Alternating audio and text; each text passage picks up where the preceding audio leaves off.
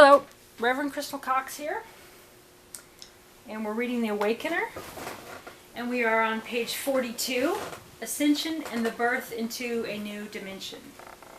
Ascension is a natural and normal part of the evolutionary process of the universe. It has always been so and will probably continue until it is no longer necessary as a universal process. Ascension is a stage in evolution that involves reaching a place where one is ready to raise oneself to the frequency of light, whereby the fifth dimension then becomes accessible and visible. When the real meaning of the concept of ascension is grasped, one realizes it is not a new process, not something for the chosen few, but available to every being in the entire universe. It is obtained on an individual basis within the time frame that is being chosen to experience for your own personal growth. It is inevitably gained by everyone at some point or another. One does not need to understand the process or to have heard the word in order to ascend. It is simply a word that is used by some to define this particular step of one's growth. All stages of evolution are wonderful and contain their own special beauty and wisdom. However, many feel that ascension is a special stage as it involves the transition from a third-dimensional reality of duality and its relevant learning to an awareness of oneness, harmony, and love. The planet we know as Earth has reached the point in her evolution where she has chosen to increase her vibration rate to a level we call light. The process of changing the vibration to reach this level of light and the fifth dimension is called ascending. All planets and the universe attain ascension, and now it is our Earth that is doing so. There is a being who has the planet Earth, it has other names such as Terra, as her solid body. Just as humans have a solid form, usually it is the inhabitants of a planet who are ready for and initiate this step of ascension. In this case, it is the planet that is chosen to ascend, thus giving all her life forms the opportunity of ascending with her, which is why we came here to assist Mother Earth to raise her vibration so she could ascend. So this is all of the animals, the plants, the water, and the humans to help Mother Earth ascend into the fifth dimension. Everything has been planned, and those on Earth now are able to tune into this assistance. As the entire planet moves into finer frequencies of light, every individual on Earth has to choose whether they wish to align with Earth as we now approach the new millennium. That reminds me, when this book was written, 1998. So 1997 the first time. Okay. As the entire, the new millennium, this will be the golden age of peace and love, predicted by so many philosophies and religions for so long, shown on the ancient Mayan calendar, and known deep within the heart of many millions working in the light of God. Every life form that is linked to and identifies with the Earth's natural energy, will automatically make the changes in frequency, because they are operating in harmony with it. This will include most of the living world of insects, plants, trees, birds, animals, water, minerals. The exception is humans, or evolved animals who are consciously able to choose whether or not they wish to link to the Earth. This would cover a proportion of mankind and animals who have evolved beyond the group soul level, and so are able to make individual choices in their lives. This would apply to any developed life form which operates with individual will, my will. To the degree that one is using my will as a priority, one is separated from the divine flow, thy will. Perhaps you are wondering what happens to isolated peoples of Earth who may not be able to receive spiritual information.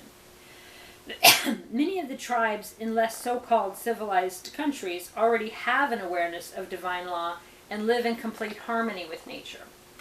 Dolphins and whales are highly evolved old souls from the Sirius constellation and are not therefore classed as animals. From the perspective of other civilizations in our universe, the Earth has two intelligent species, the dolphin/whale, and the human. The dolphins and whales have remained on Earth from Atlantean times in order to help at this special time. They bring great joy and healing to those who connect with them. The dolphins have many diverse functions here now. Their current tasks involve reflecting the qualities of love, joy, and fun for humanity, to perceive, bringing awareness of the connection and love between human and animal, communicating to star children, babies, assisting fishermen and people lost at sea, healing sick children, and directing the space fleets to areas of the ocean that need help. The whales are the libraries of Earth. Those people who find the urge and the courage to swim with these massive whales will find that information has been passed to them. Both these species are completing their last physical incarnation now, which is why there's so many whales dying now in mass. They're leaving as we're ascending into the fifth dimension. This united decision was made by the entire dolphin and whale population in 1990. Some of them are choosing ways to die that will bring human attention to the connection they share with us and to teach humanity that all life is precious. If you feel that part of your work here is saving the dolphins and bringing awareness of their plight to human consciousness, then this would also be a part of the overall plan. Each being on and within the Earth structure and her entire energy field, including the surrounding fourth dimension and astral plane, which is the lower fourth, whether incarnated or not, is now being offered on an individual choice. As an individual choice. This is whether they wish to move into the divine flow and link to Earth's ascension to the harmony, love, and oneness of the fifth dimension, or whether they wish to stay in a third dimensional reality. Those choosing the latter would continue to learn to balance and ultimately rise above the concepts of duality, materialism, and all aspects of limitation. Anyone choosing this would need to leave Earth and do so on another third-dimensional planet outside this galaxy.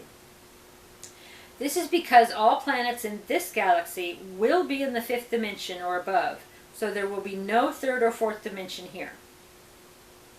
Any person who decides to continue their third-dimensional learning will be assisted by their guides and angels to another planet in this dimension. There is a planet just outside the edge of our galaxy that looks similar to Earth, and it is expected that any person wishing to continue this level of learning will probably go there. There are also other third-dimensional planets available in various galaxies. Perhaps everyone on Earth will choose fifth-dimensional learning.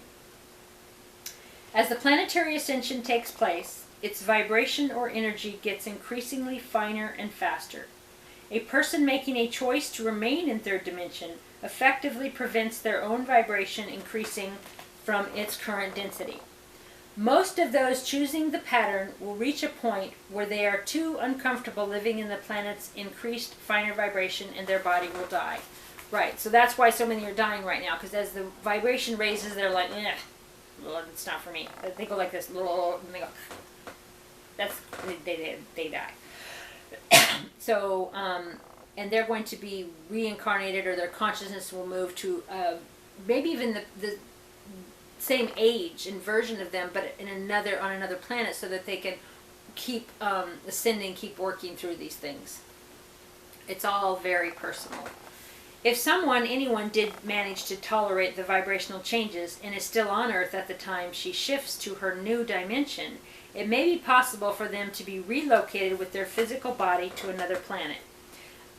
That's ascension, but that also reminded me, like with the Mandela effect, like I moved to a reality where relatives and people close to me, in other words, my relatives aren't close to me, but people close to me, like the Bible, okay, so the Lion and the Lamb.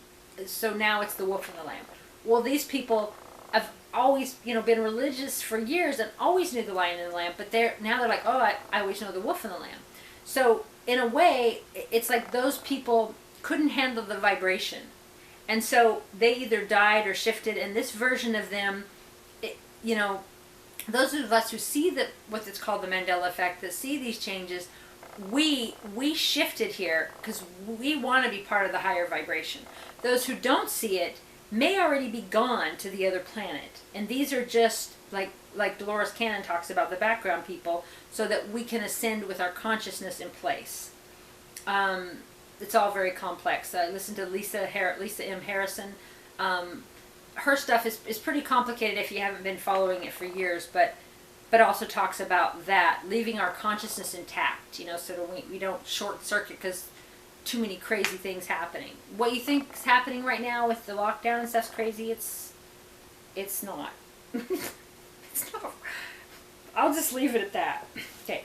Although the idea may be a little difficult for some people to grasp, it is possible to relocate people. Not only that, but it is also possible to move people in their bodies without them realizing that anything in their life has changed. Hence, probably the Mandela effect, which is, I'd rather call the quantum effect or timeline shift. So I'm going to read that again. Not only that, but it is also possible to move people in their bodies without them realizing that anything in their life has changed. This ensures they do not become traumatized through suddenly finding the world around them completely different. This is similar to the process of forgetting what the light force and humanity have experienced during the normal process of incarnation. The situation in which these people find themselves will be acceptable to them, and all the pieces will fit. The fact that the majority of the Earth population, including probably some of their friends and family, are no longer present, will be acceptable to them. It is similar to when you were a baby. It was acceptable to you that your abilities were limited, and you had to learn to walk and talk. In truth, you have many abilities, and you can probably speak many planetary languages. The karmic requirement for completion of third-dimensional learning on this new planet, or any third-dimensional planet these people may go to, will be the normal requirement under universal law. This is because the new planet will not have the negative imbalance that allowed the special dispensation of 51% that was given to Earth. And it talks about that in this book, but a lot of the channeled information talks about that we had to get 1% at least over half in order to raise the consciousness. It was a lot more, but then they're like humans, oh my god, right? They're so dense. So they're like, okay, well, let's just go just a teeny bit over half, and then we'll start to ascend. Okay? They will proceed with the same lessons they were learning before the changeover took place, and will carry with them the same level of karmic balance they had already reached prior to leaving Earth. They will take with them whatever negative energies are in their field when they leave here. You may wonder why these could not be removed to help them reach spiritual attainment more quickly on their new planet. If this were done for them, the opportunity for them to see the effect of these energies would be denied. Also, people choosing further third-dimensional learning will no longer have the added influence of the Dark Lords. So the Dark Lords that were here have been removed now, so we're no longer under that. So they'll still have these things in their energy field. They'll go to the other version of Earth, and then they'll get to decide who they are without the oppressor. It's kind of hard to explain, but they'll just basically work through their different karma and their different negative stuff, but they won't have the Dark Lords. These were responsible for the imbalances of the Earth energies, the Dark Lords we're talking about, albeit with the agreement of humanity's negative thoughts. So negative thoughts reaffirmed that it was okay for the Dark Lords to be here, but we're getting more positive. The Dark Lords aren't here. We're not part of that anymore. Those who want to be will move to this other planet, but the Dark Lords won't go, but they'll remove that from their energy field. It has been ordained by God that the Dark Lords are to be returned to the light. They have gone beyond the point of being able to conceive, that they are in truth children of God. Through their constant negative, consuming need for power and the buildup of their egos, their connection to the source, the threefold flame of God has become so blackened that no light may enter. Their free movement in the universe is over. They are to be returned close to the heart of God to strip away their negativity, thus allowing a reconnection to the source. They will then start their evolutionary path from the beginning again.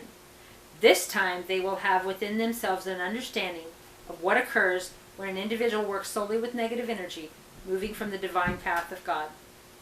This same knowledge will be passed to everyone through universal consciousness. The action of the Dark Lords, if viewed from a higher perspective, have presented a great learning to this universe. And we'll stop there for now.